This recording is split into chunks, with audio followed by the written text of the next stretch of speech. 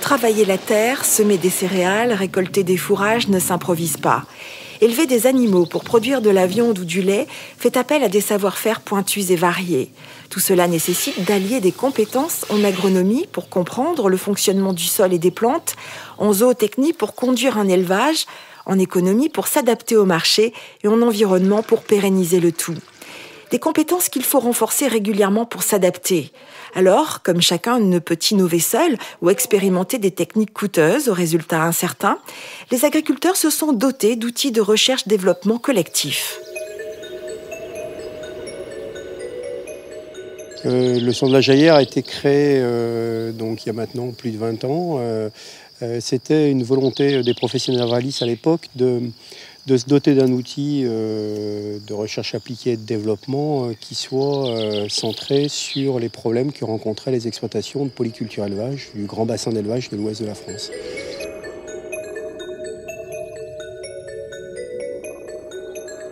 Créée en 1979 et située au croisement de 3 grandes régions, les Pays de la Loire, la Bretagne et la Normandie, la station de la Jaillère est une exploitation comme beaucoup d'autres. On y trouve un atelier de production de viande et un troupeau de vaches laitières. On y produit du blé, du maïs, de l'orge, des pois, du colza et de l'herbe. Mais c'est une ferme particulière, puisqu'on expérimente grandeur nature l'application de techniques qui deviendront peut-être les innovations de demain, si les résultats s'avèrent probants et facilement transférables.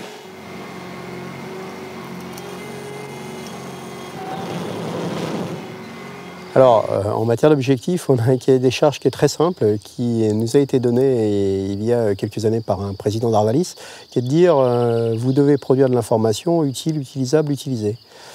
Donc ça veut dire utile, ça veut dire que l'information qu'on produit, elle doit rendre un réel service aux producteurs ou aux organisations qui l'environnent. Deuxième volet, c'est l'information utilisable, c'est-à-dire la consigne, c'est de produire de l'information qui soit transférable, qui soit suffisamment pratique pour que les gens qui en ont besoin puissent s'en servir.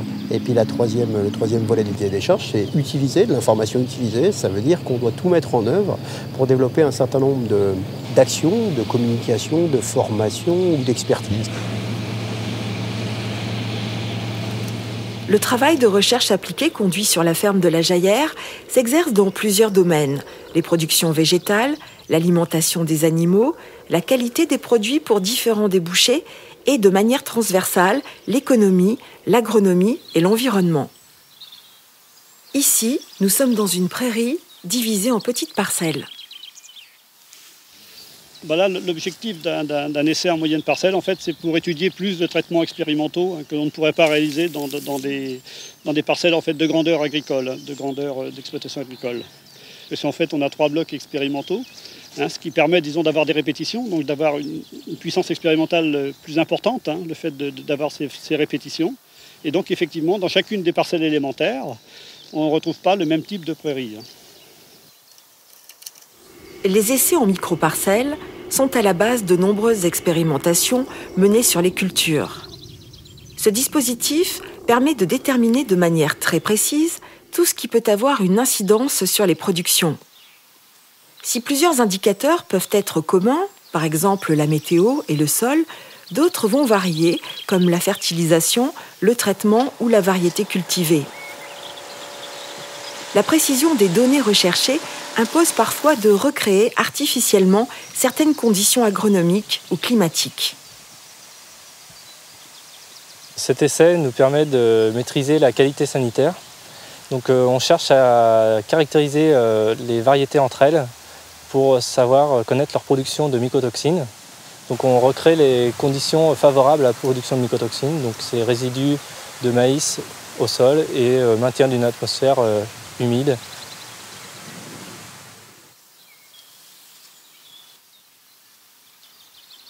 Le processus d'étude commence donc avec le semis.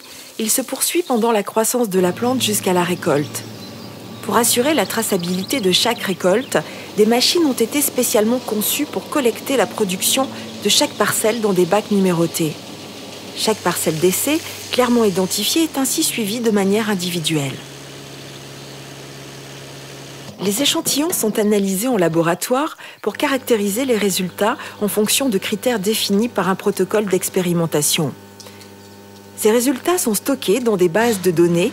Elles serviront à élaborer des modèles de prévision et des outils d'aide à la décision.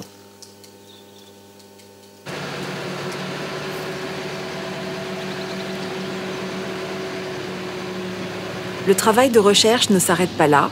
Il se prolonge dans l'estomac de la vache afin d'évaluer la valeur alimentaire des fourrages. Cela permet d'ajuster les rations au plus près des besoins de chaque catégorie animale. Notre troupeau expérimental sert surtout à valider, dans des conditions très proches de la réalité, les valeurs alimentaires et le mode d'emploi d'un certain nombre d'aliments, en particulier les fourrages, qui sont très variables. Et on a, en plus d'une ferme classique, la possibilité de mesurer la production laitière à chaque traite et la possibilité de prendre des échantillons beaucoup plus nombreux et la possibilité, à certaines périodes de l'année, de comparer différentes rations que reçoivent nos vaches.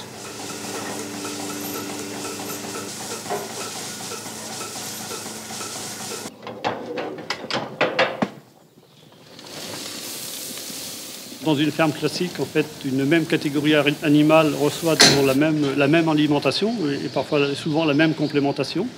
Tandis qu'ici, les animaux en fait, sont allotés. On a donc des lots qui sont homogènes et qui reçoivent, disons, en fonction du thème de l'étude, une alimentation différente, que ce soit au niveau du régime de base ou au niveau de la complémentation. Qualité, sécurité et rentabilité pour l'agriculteur, tels sont les objectifs des tests menés grandeur nature à la station de la Jaillère. Mais ces expérimentations doivent aussi intégrer la préservation de l'environnement dans tous les actes quotidiens. Et dans un élevage, on pense évidemment aux effluents. Les bovins viande donc, produisent du fumier qui est stocké ici dans cette fumière, tandis que les vaches laitières donc, produisent du lisier.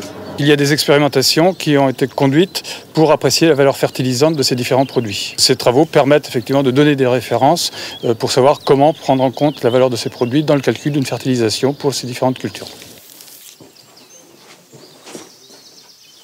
Dans une exploitation, on utilise des produits phytosanitaires. Et là encore, ce qui compte, c'est d'être efficace tout en respectant les réglementations, la sécurité et l'environnement. On aborde le produit phytosanitaire dans son parcours sur l'exploitation, du transport jusqu'à la gestion des déchets. Donc c'est vrai que la partie protection est quand même très importante pour les utilisateurs, pour les opérateurs. Pour cela, donc, on essaie de voir la partie stockage des produits, donc pour répondre à la réglementation du Code de la santé publique. Après, ensuite, l'opération délicate, où il faut être attentif dans les bonnes pratiques par rapport à la qualité de l'eau et éviter les contaminations, c'est la partie remplissage du pulvérisateur. Et puis ensuite, la partie pulvérisation avec tout ce qui concerne un point important pour lesquels on travaille et pour les aider à bien gérer les résidus des phytosanitaires à l'exploitation agricole.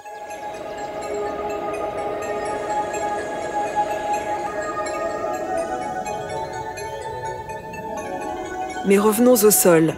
Pour évaluer l'impact des pratiques culturales sur l'environnement, prévenir les risques et proposer des solutions pertinentes, la station a mis en place un dispositif de mesure très complet et unique en France.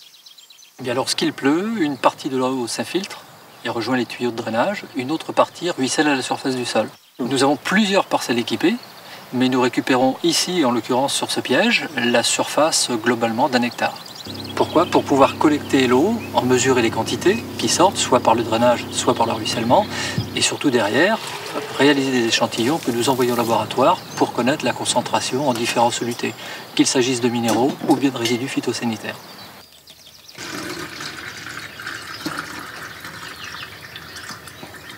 La Jaillère est l'une des stations d'expérimentation d'Arvalis. Les résultats des tests qu'on y mène, les évaluations et les préconisations qui en résultent se doivent d'être applicables facilement. L'objectif est de proposer aux agriculteurs les meilleures techniques possibles en matière de production végétale, d'agronomie et d'alimentation des animaux. Elles se doivent d'être économiquement pertinentes, respectueuses de l'environnement et en phase avec les marchés d'aujourd'hui, tout en anticipant ceux de demain. Pour être en permanence précis et innovants, ces agriculteurs se déplacent régulièrement pour voir, comprendre ou se former sur place, avant de mettre en pratique chez eux. C'est une référence ici, Arvalis nous présente toujours les nouveautés et puis c'est une bonne référence. Ce matin on a appris pas mal de choses sur les mycotoxines, on continue à apprendre, on a été voir les variétés, on a vu des variétés qu'on ne connaissait pas forcément, et puis qu'on mettra peut-être en expérimentation à l'avenir nous-mêmes, quoi. C'est un centre d'essai. Ils font des essais sur des productions que nous on n'a pas le temps d'étudier, quoi. Si les résultats obtenus à la Jaillère font référence à l'ouest de la France, ils le font plus largement sur l'ensemble du territoire et en Europe. Issus d'un travail rigoureux, mené au fil des saisons sur le terrain, ils sont aussi le fruit de multiples collaborations. C'est l'objet de partenariats, par exemple, avec l'INRAL, CEMAGREF ou des universités ou des laboratoires spécialisés. Mais c'est aussi les compétences de connaissance du terrain et des filières. Et là, ça nous amène à développer des partenariats avec nos collègues des organisations de développement, Chambre d'agriculture en particulier, et aussi nos collègues des organisations économiques qui environnent la production agricole, donc que ce soit les coopératives ou les négociants agricoles qui gèrent à la fois l'approvisionnement des agriculteurs et la collecte de leur production. Donc ces gens-là ont une bonne connaissance des attentes du terrain, des attentes des filières et des marchés.